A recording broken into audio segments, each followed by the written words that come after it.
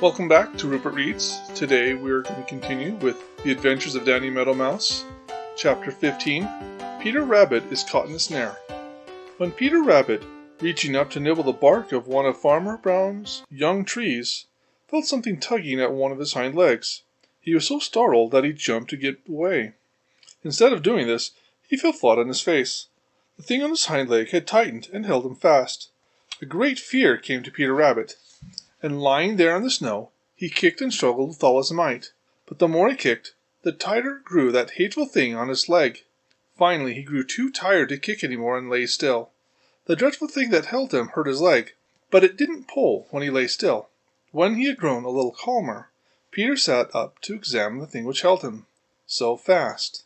It was something like one of the little blackberry vines he had sometimes tripped over, only it was bright and shiny, and had no branches or tiny prickers, and one end was fastened to a stake. Peter tried to bite off the shiny thing, but even his great, sharp front teeth couldn't cut it. Then Peter knew what it was. It was wire. It was a snare which Farmer Brown had set to catch him, and which he had walked right into because he was so greedy for the bark of the young peach trees that he had not used his eyes to look out for danger. Oh, how Peter Rabbit did wish that he had not been so curious to know what Farmer Brown had been doing that day, and that he had gone straight home as he had meant to do, instead of trying to get one more meal of young peach bark. Big tears rolled down Peter's cheeks. What should he do? What could he do? For a long time Peter sat in the moonlight, trying to think of something to do. At last he thought of the stake to which that hateful wire was fastened. The stake was of wood, and Peter's teeth could cut wood.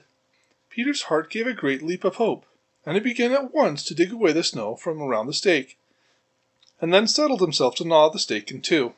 Peter had been hard at work on the stake a long time, and had it more than half cut through, when he heard a loud sniff down at the other end of the orchard. He looked up to see, whom do you think? Why, Bowser the Hound. He hadn't seen Peter yet, but he had already found Peter's tracks, and it would be a few minutes before he found Peter himself. Poor Peter Rabbit! There wasn't time to finish cutting off the stake. What could he do?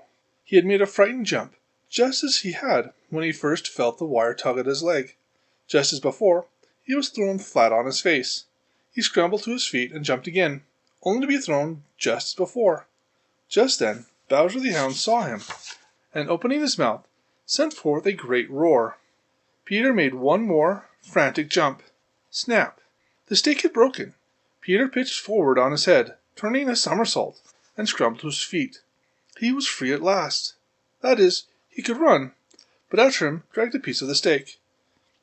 How Peter did run! It was hard work, for, he had to drag that piece of stake after him, but he did it, and just in time he crawled into the old stone wall on one side of the orchard, while Bowser the Hound barked his disappointment to the moon.